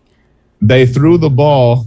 He caught it at the 12-yard line, and then broke your tackle. It was Seven Banks missed the tackle, and he got down to the 4-yard line. So he should have been outside the 10, but he ended up getting down inside the 5.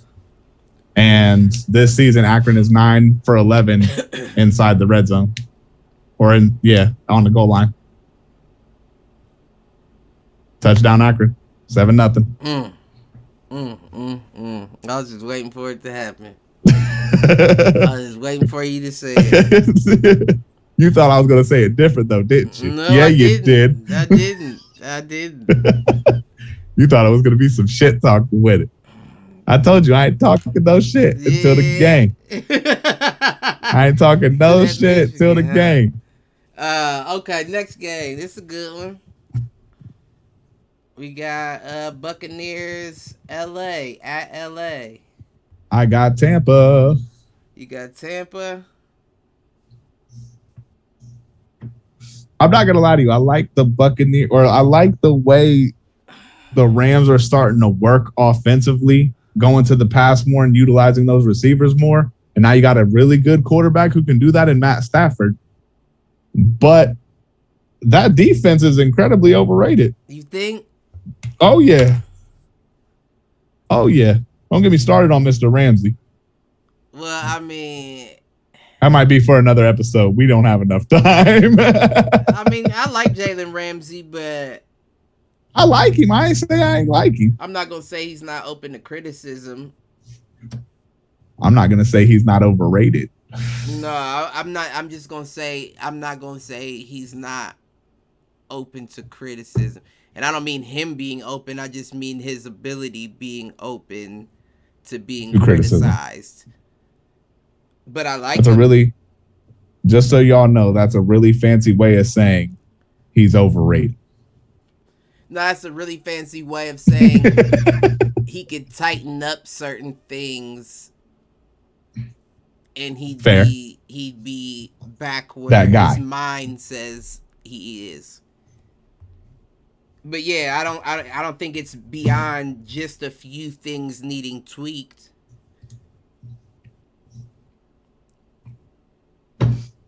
But I do got Bucks in that one. What? Yeah, and I didn't even write it down yet because I'm still kind of still trying to figure out your stance on it. Because I mean, I don't get me wrong. I know it's Tom Brady, but I feel like they in LA.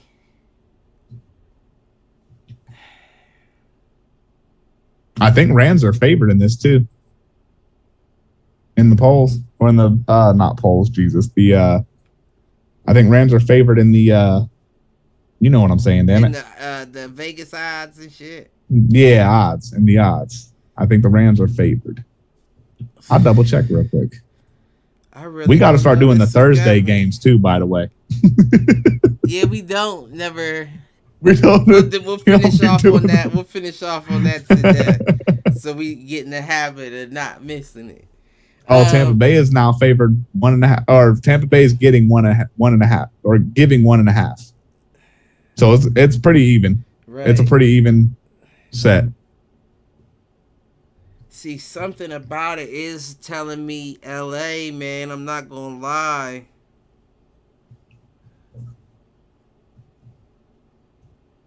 But at the same time, I'm like, nigga, that's Brady. And the weathers are comparable, you know, like. Right. So I don't see any. But Brady don't mind the cold any damn way. Neither one of them quarterbacks mind the cold. Right. Guess I gotta go with the Bucks too, man. I don't. That's tough. That's a very tough pick. I guess Bucks. Okay.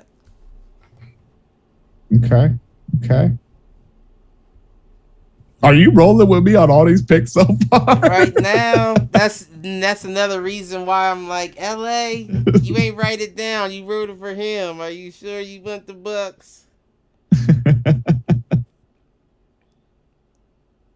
Hold up.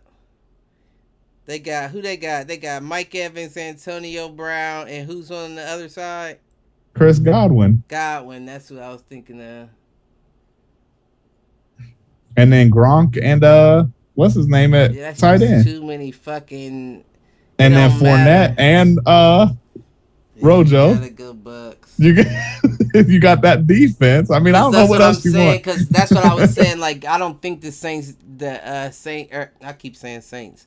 The Rams defense is overrated, like you say. But I definitely know they don't have enough pieces to stop all those weapons. Yeah. And fair. Brady's going to use them. Brady's like a pocket knife. Brady will use the entire. He's going to use every tool. He's going to pull everything out of that pocket knife at one time and use that motherfucker on you. Yes, he will. So yeah, I gotta go Bucks, just logically. And that's one thing the Rams don't have enough of offensively yet is the true weaponry. Mm-hmm. You know, they're moving to more of a almost picked off. Get this QB out of there. Oh, Olave might be Ohio hurt. State. Oh yeah. Lord. Olave slow getting up. He all right. Get up. Walk it off. God bless him. He walked it off, but he actually got on. He off on the sideline though. Yeah, sit him out of play. This one's a gimme. Cardinals, Jags. What do you mean, Jaguars? All right. I almost even said right until I comprehended. That's a gimme. I even think. I think JJ Watt gonna give Trevor Lawrence a good welcome to the NFL. Because they ain't been treating him right. I'm going Cards too. That Jacksonville offensive line has not been treating my guy right. So, yeah, but that's what that offensive line was. That was one of the biggest questions. Is that offensive line was the reason Gardner Minshew got hurt 2 years in a row? You know what I mean? Like, right. This is not an offensive line that was anything to write home about, much less something that you would actually want to hang your hat on. You know what I mean? No, I agree. But I mean, they gotta do something. They gotta figure something out. You're not wrong. I don't care if you gotta look to the free agency to see if somebody got overlooked out there. You need something to help that man. I mean, hell, what's his name? A free agent now? Who? Your Ohio State guy, Michael Jordan. Michael Jordan. Yeah, we let that bum go. This Bengals did. A tackle or a guard? I believe he's a guard. I know Billy Price was a guard / center, but he was terrible. No, I'm sorry. Michael Jordan got traded. Billy Price got cut. I don't know if I know a Michael Jordan. He was there when Billy Price was there.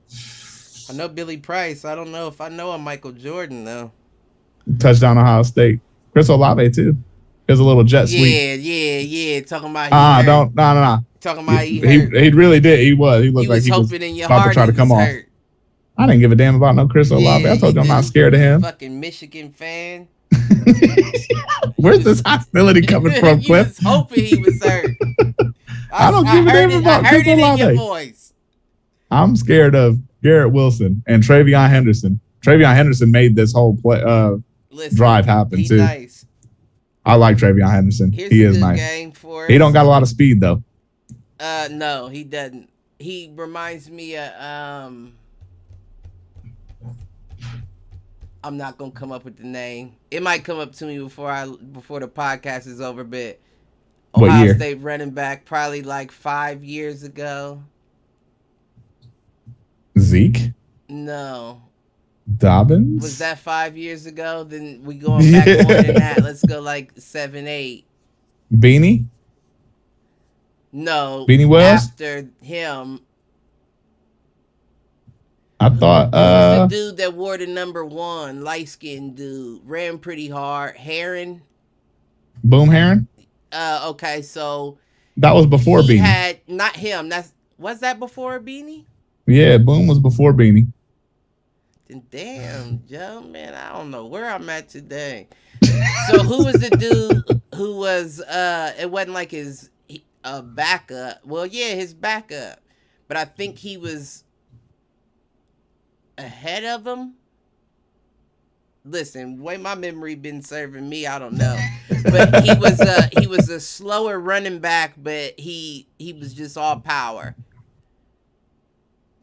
But he was there around the same time Heron was there. Because it was Boom was and one and the other Boom and Beanie played together.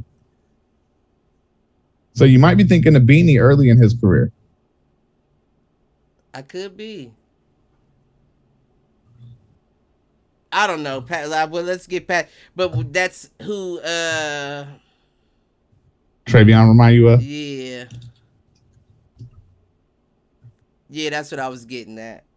But I can't remember. It might be Beanie. It might be Beanie, but I don't. It could be. Good game. Next, we got Chargers Chiefs. This is at I'm sorry, Beanie came before Boom Heron. He came before. Either way, Chargers Chiefs. Yeah, Boom Heron was after. He was the guy that came right after Beanie, and then it was Zeke. So, does it say who was on the roster with Heron? Like, who was his two? I could go to Ohio State in 2012.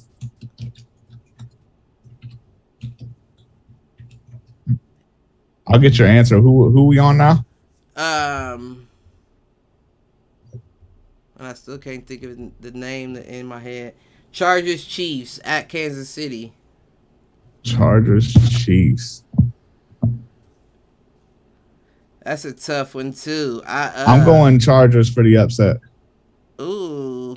Give me Chargers for the upset. Okay. Carlos Hyde.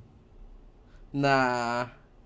Rod Smith, Jordan Hall, Breontae Dunn, Warren Ball. No, I don't think it was Hall or... It definitely wasn't Hyde because I liked Hyde. And I'm not saying I didn't like Dude. He was just a basic power back. Can't think of his name though. And I don't think it was Listen, the way my memory has been serving me this episode though, I could have the years wrong and the players that is a played with him possibility. wrong.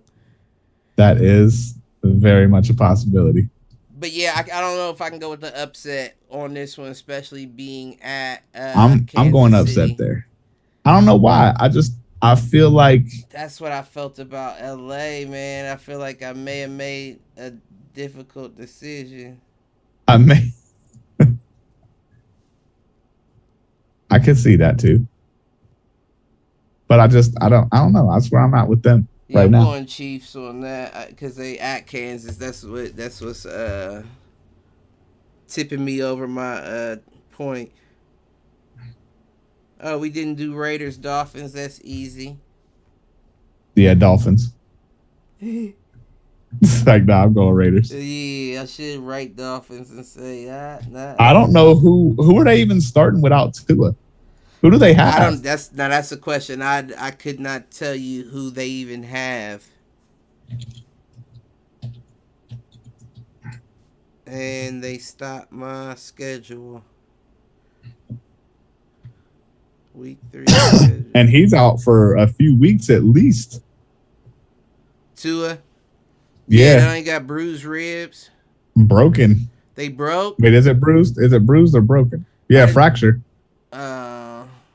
There's a fracture. Okay, where was it? They got Brissett. Oh, they're going to be fine. They might actually do better. Oh yeah, I did hear. I didn't know they had Jacoby. I didn't realize they had Jacoby Brissett. Yeah, I did hear they announced that. So that I'm not gonna lie, that might actually be a game. Okay, we'll see. I'm still taking y'all. We did that. Okay, then we got Washington, Buffalo. Give me Buffalo. Yeah, I kind of feel like you got to. Don't get me wrong, Washington is playing very well right now. But so are the Bills. Oh, man. 35. Josh Allen's going for an MVP right now. Listen, he definitely trying. Colts, Titans. See, this is the one that I'm like, where do I go? This one's a toss-up right now for me. I'm going to go Colts and they're going to get their first win this week. See, I think I'm going Titans.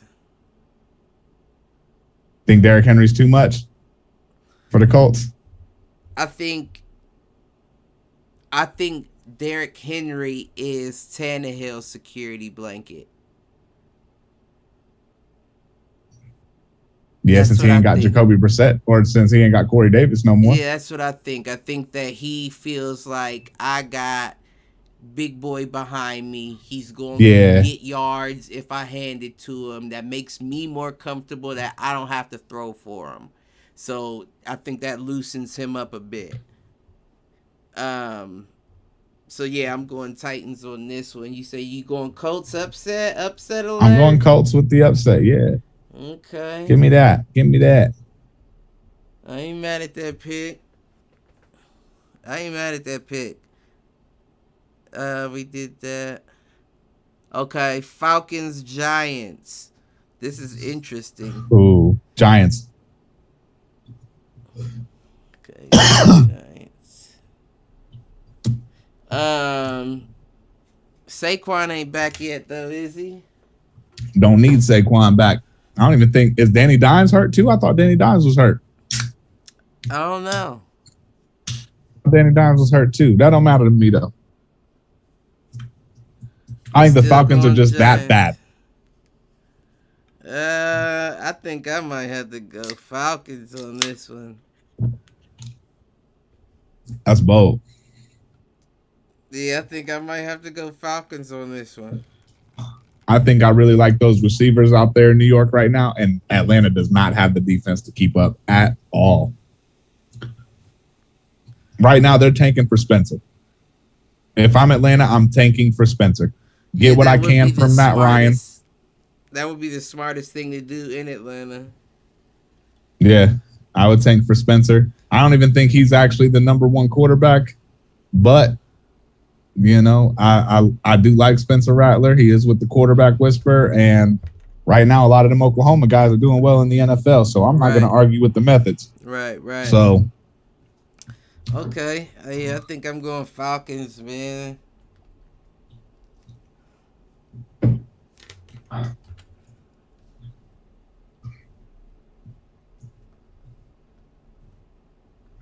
Okay, Bengals, Steelers. 2 touchdowns, at least, minimum. Let me put that 2 TD.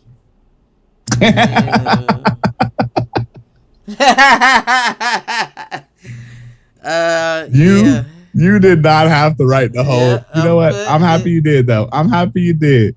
I am happy you did. Yeah, I'm putting all that. He said, I need that whole thing. Right. We got Ravens, Lions.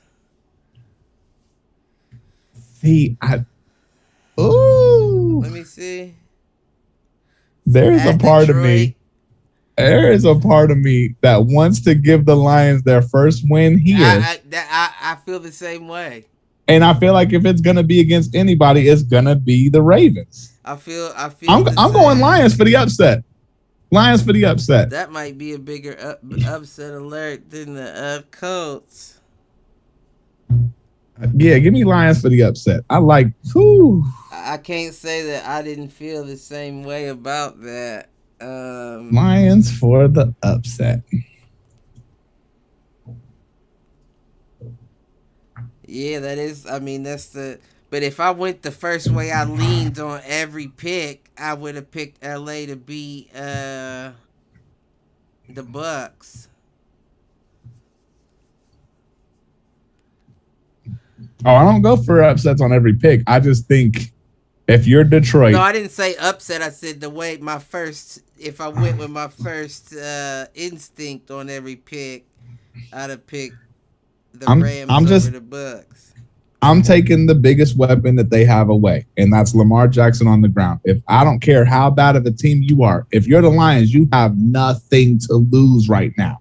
Stack the box, make him beat you as a quarterback. That's what I would do. He haven't been doing bad at that, though. I don't know what Lamar Jackson you've been watching, my friend. Nah, he ain't been looking bad. He ain't been looking good either. In 2 games, where are we at in 2 games for Mr. Jackson? I think I might have to go with Lions. My guy only has 474 yards in 2 games. Don't talk to me about his stats. He's got 193 rushing yards. He leads his team in rushing. What's his completion percentage? 66. 2 touchdowns, 2 picks. Been sacked 4 times. Yes, sir. That is a real thing. Yeah, it is tough. I ain't gonna stun on that. You know? That is tough.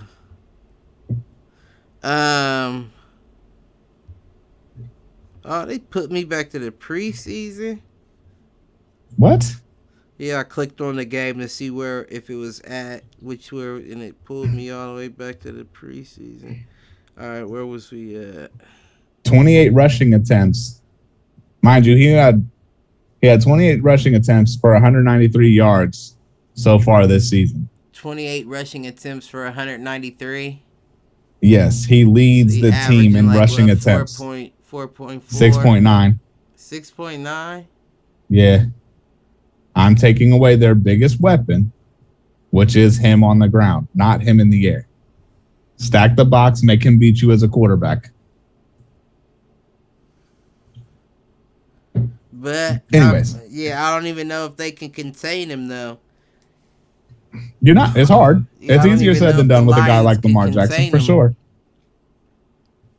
I'm just selling out. Stack the box with 8 and make him beat you. Yeah, I don't Make know. him beat you in the air. I think I'm still going Lions though. I think I see The Goff upset happening. putting some numbers up. Yeah, I don't know what happened to their defense. Their defense is not looking as good as I thought it would.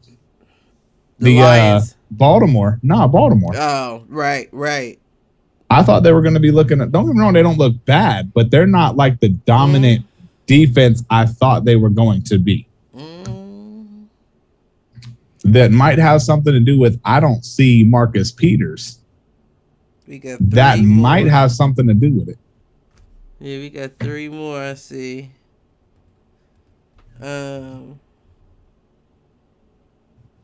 We got Jets Broncos. I'm giving that to the Broncos. That's not even a question. Yeah, I don't think they can get through that Broncos D. Yeah. Talk about a nasty defense. The Broncos got one. Right.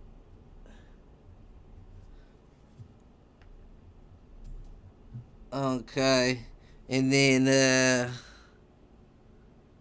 Seahawks Vikings. Oh, I missed it, but there was a touchdown, Ohio State, 14-7. Okay, they better be. They better fucking have. You know y'all was favored by 48 points. Betting men don't bet for Ohio State on the spread. 48 points. My God.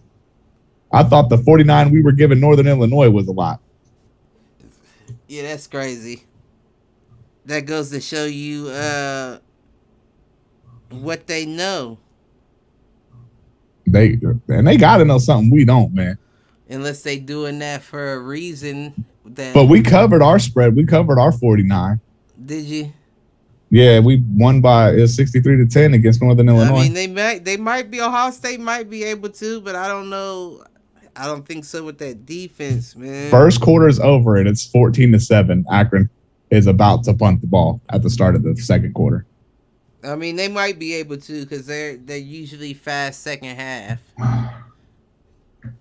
No, that's the old. Yeah, that is that. Right. That's not the new. That's not the day era. They actually seem to be slower in the second half. Yeah, recently in the day era, they have been unimpressive. Yeah. Then I'm not gonna lie. Seahawks Vikings. Give me old reliable in the Hawks. You taking the Hawks? Old reliable Russell Wilson. They've been roughing him up too, though. They trying to put old reliable down because they know Tyler Lockett and DJ Moore. I mean, it seems like everything thrown Tyler Lockett's way turns into a damn touchdown. I don't know how. Have you watched the Seahawks game yet? I watched pieces of. Which fucking one was it? Who'd they play? What were their first 2 games? I can't even. I watched it, man. and I'm not it's sure. Crazy how. I'm gonna need you to. I don't know what's going on with you today. I'm gonna need you to. Oh, the Titans was the last game. And the Colts, yeah. Colts was first game. Titans was the last game. I think it was the Colts that I saw pieces of. I think. I can't remember, man. That's crazy how, like, once it's out my mind, it's out my mind. Right. I don't even remember highlights of it. I didn't even pick. On that one? Yeah. I think.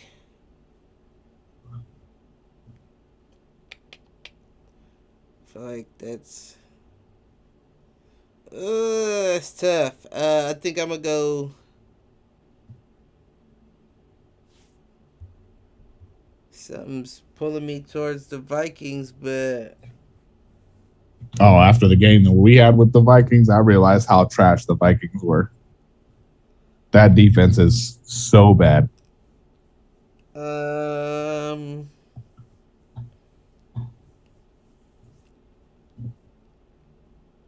Damn. It's pretty much even though. Yeah, I do feel that way. The spread's Seahawks giving 2. Fuck. Think long, think wrong. If this helps you at all, Dalvin Cook is questionable. Anthony Barr is out still. Yeah.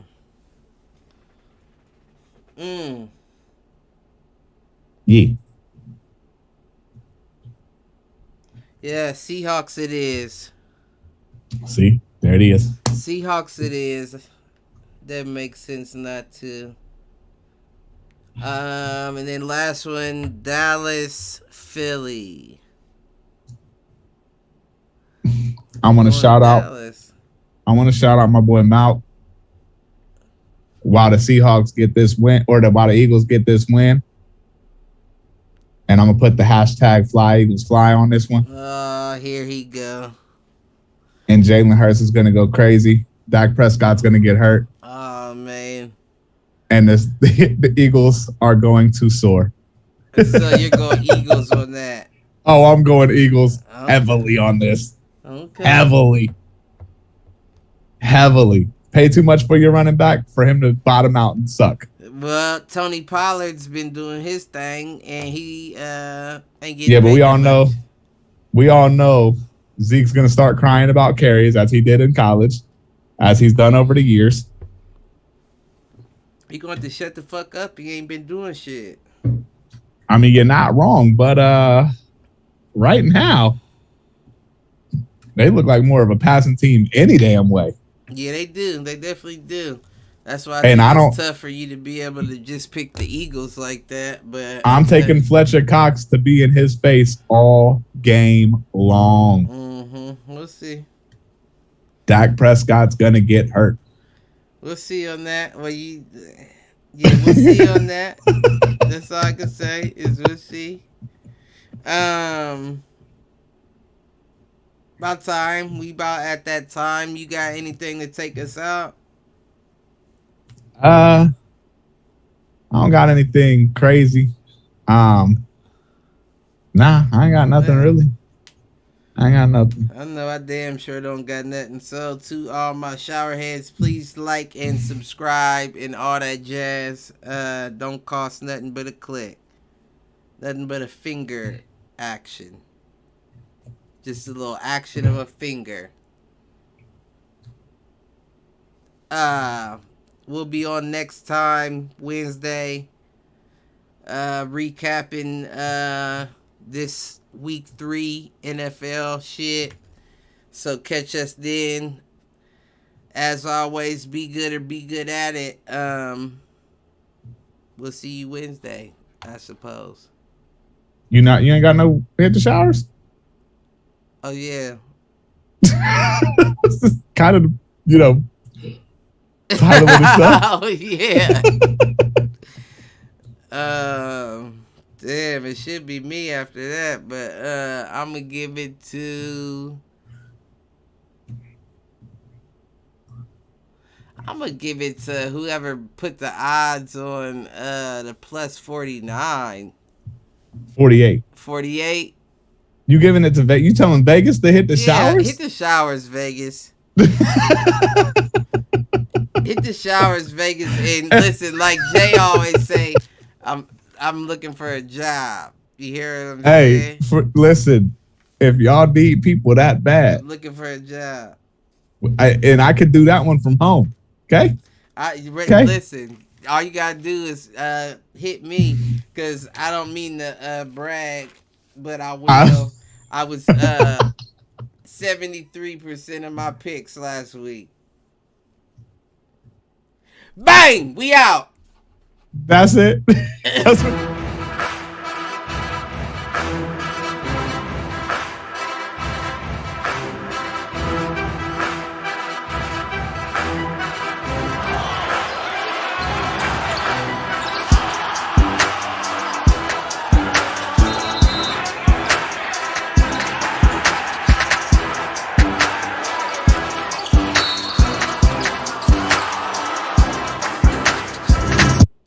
going on, John Gruden hit the showers. John Gruden hit the showers?